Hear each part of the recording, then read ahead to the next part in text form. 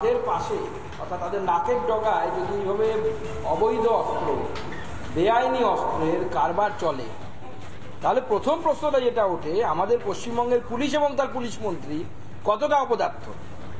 তো এটা অপদার্থতার যদি কম্পিটিশন হতো কোনোভাবে, দেশের মধ্যে গোল্ড মেডেল পেতেন হচ্ছে মমতা বন্দ্যোপাধ্যায় অপদার্থ পুলিশ মন্ত্রী হিসেবে, এবং তার অপদার্থ ডিজি তিনিও গোল্ড মেডেল পেতেন, কোনো এই বিষয়ে আমাদের কোনো সন্দেহ নেই।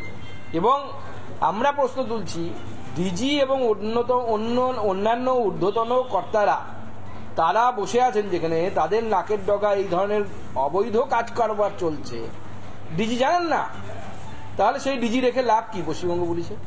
তাকে কম্পালসারি ওয়েটিংয়ে পাঠানো হোক, বিশ্রাম দেওয়া হোক। ক্যানিং এর জীবনতলায় দেখা যাচ্ছে যে 190 রাউন্ড গুলি উদ্ধার হয়েছে, 4 জনকে গ্রেফতার করা হয়েছে এবং তার মধ্যে প্রচুর সরকারি অস্ত্র কারখানায় তৈরি এই বুলেটগুলো পাওয়া যাচ্ছে। তাহলে তো অন্যতম চিন্তার বিষয় যে সরকারি অস্ত্র কারখানা থেকে বা পুলিশের কাছ থেকে কোনোভাবে এই গুলিগুলো বেরিয়ে যাচ্ছে কিনা।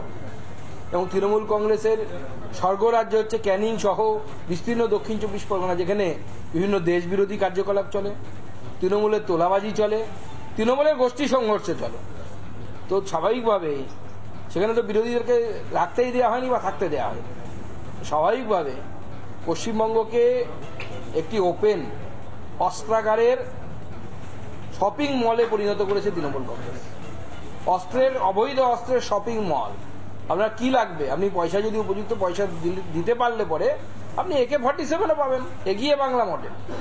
মুর্শিদাবাদ থেকে যে জঙ্গিকে গ্রেফতার করা হয়েছিল আবু সালাম, তার কাছ থেকে মানে যে তথ্য এখন অব্দি সামনে আসছে, প্রচুর জিহাদি লিটারেচার সে ছড়াতো, বাংলাদেশে পালিয়ে যাওয়ার চেষ্টা করেছিল, এমনকি বাংলাতে নাশকতার ষড়যন্ত্র তৈরি করা হচ্ছিল। এরপরেও রাজ্যের শাসক দল, আপনারা যেমনটা অভিযোগ করেন, বাংলা এ রাজ্য অবৈধ অস্ত্রের শপিং মল বলছেন সুকান্ত মজুমদার, যিনি রাজ্য বিজেপির সভাপতি এবং সেই সঙ্গে কেন্দ্রীয় মন্ত্রীও বটে। যেভাবে বিভিন্ন জায়গা থেকে আমরা দেখতে পাচ্ছি একই সঙ্গে একই সময় কোথাও জীবনতলা, কোথাও কুলতলি, কোথাও শামশেরগঞ্জ, কোথাও গঙ্গারামপুর অস্ত্র উদ্ধার হচ্ছে, কার্তুজ উদ্ধার হচ্ছে। জীবনতলায় যেখান থেকে উদ্ধার হলো এই আগ্নেয়াস্ত্র এবং কার্তুজ, তার যে ব্যক্তিকে গ্রেফতার করা হয়েছে তার পুত্রবধূ কি বলছেন শুনুন।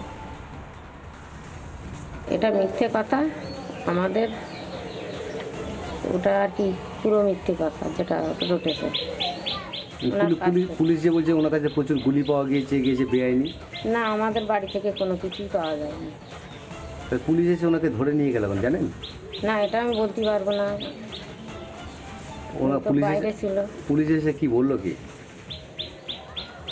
পুলিশ এসে বাড়ি তল্লাশি করলো, আমাদের লাইসেন্স প্রাপ্ত বন্দুক আছে সেটা নিল, দেখলো বন্দুকের গুলি ছিল সেই লাইসেন্স প্রাপ্ত। কতগুলো গুলি ছিল জানেন? সেটা তো ঠিক বলতে পারবো না।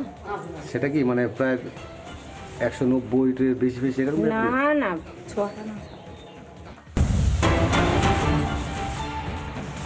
জীবনতলায় অস্ত্র উদ্ধারের ঘটনায় আরো একজন গ্রেফতার করা হয়েছে, আরো একজনকে বসিরহাট থেকে একজনকে গ্রেফতার করেছে STF, যার নাম ফারুক মল্লিক। উদ্ধার হয়েছে ডাবল ব্যারেল বন্দুক এবং কার্তুজ। মোট ধৃতের সংখ্যা গতকাল পর্যন্ত ছিল 4, আজ বেড়ে হলো 5। গতকাল 4 জনকে গ্রেফতার করা হয়েছিল, আজ আরও একজনকে বসিরহাট থেকে গ্রেফতার করা হলো, যার জেরে মোট ধৃতের সংখ্যা এখন দাঁড়িয়েছে 5। আমাদের প্রতিনিধি সৈকত এই নিয়ে কি প্রতিবেদন তুলে ধরলেন দেখুন। লালবাজারের নাকের ডগায় অস্ত্র দোকান, সেই অস্ত্র দোকান থেকে অস্ত্র এবং কার্তুজ পাচার হয়ে যাচ্ছে এবং সেই অস্ত্র এবং কার্তুজ চলে যাচ্ছে রাজ্যের অস্ত্র ব্যবসায়ীদের কাছে, ক্রিমিনালদের কাছে।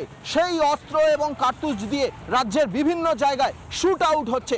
আমি এই মুহূর্তে যেখানে দাঁড়িয়ে রয়েছি ডালহৌসি, আমার ঠিক সামনে ওই যে অস্ত্রের দোকান নার্সিং চান্দের অ্যান্ড দা, এই যে অস্ত্রের দোকান, সবুজ রঙের শাটার, যে দোকানটি গতকালকে বেঙ্গল STF এর তরফ থেকে বন্ধ করে দেওয়া হয়েছে, সিল করে দেওয়া হয়েছে। এই দোকান থেকে অস্ত্র কার্তুজ এই দোকানের একজন কর্মীর মাধ্যমে পাচার হয়ে যাচ্ছে, অস্ত্র ব্যবসায়ীদের হাতে পাচার হচ্ছে। কতটা হাই সিকিউরিটি জোন আমি ভিজুয়ালি এস্টাবলিশ করার চেষ্টা করব।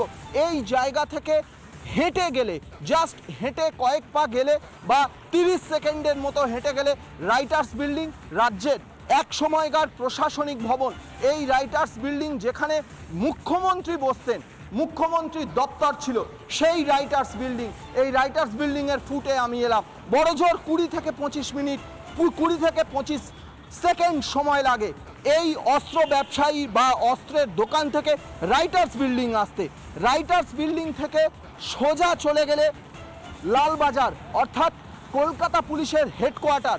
সেই কলকাতা পুলিশের হেডকোয়ার্টারের নাকের ডগায় এইভাবে একটা অস্ত্রের দোকান, সেই অস্ত্রের দোকান থেকে অস্ত্র পাচার হয়ে যাচ্ছে এবং অস্ত্র পাচার হয়ে যাচ্ছে অস্ত্র ব্যবসায়ীদের কাছে। সেই অস্ত্র ব্যবসায়ীদের মাধ্যমে রাজ্যের বিভিন্ন প্রান্তে ক্রিমিনালদের কাছে অস্ত্র চলে যাচ্ছে।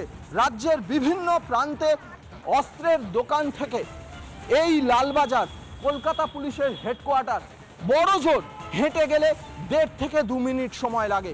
এই ধরনের হাই সিকিউরিটি জোন, সেই হাই সিকিউরিটি জোন থেকে প্রতিনিয়ত যেখানে এখানে সার্ভেইলেন্স হয়, পুলিশের টহলদারি থাকে, পুলিশের নজরদারি থাকে, সেই হাই সিকিউরিটি জোনে থাকা একটা অস্ত্রের দোকান, সেখান থেকে অস্ত্র পাচার হয়ে যাচ্ছে, কার্তুজ পাচার হয়ে যাচ্ছে এবং চলে যাচ্ছে রাজ্যের অস্ত্র ব্যবসায়ীদের কাছে।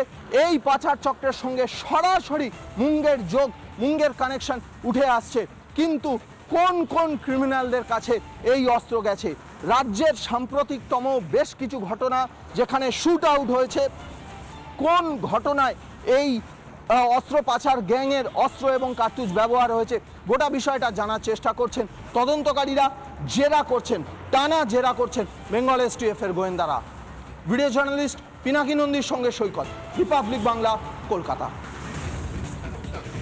এ নিয়ে কি বলছেন অগ্নিমিত্রা পল, বিজেপি বিধায়ক এবং সেই সঙ্গে রাজ্যসভার MP বিকাশ রঞ্জন ভট্টাচার্য, তিনি বাকি বলছেন শুনুন। প্রশাসনটা কোথায়? এই প্রশাসনটাকে শ্রীমতী মমতা বন্দ্যোপাধ্যায় দুর্নীতিদের সুরক্ষা এবং যারা দুর্বৃত্তায়নের সঙ্গে যুক্ত তাদের সুরক্ষার জন্যই ব্যবহার করেছেন। আর তিনি প্রশাসনিক মিটিংয়ের নাম করে SP-কে ধমক দিয়েছেন। আর SP-কে যদি প্রকাশ্যে মুখ্যমন্ত্রী ধমক দেন তাহলে গুন্ডারা উৎসাহিত হয় না, সেই SP-ও কাজ করার মতো তার মানসিকতা থাকে না।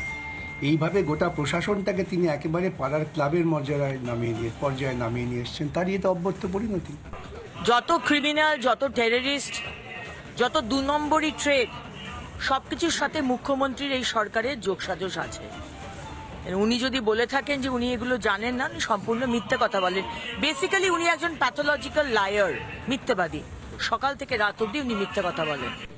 নানা ধরনের কন্টেন্ট দেখার জন্য লাইক করুন, শেয়ার করুন আমাদের ফেসবুক পেজ, সাবস্ক্রাইব করুন আমাদের ইউটিউব চ্যানেল।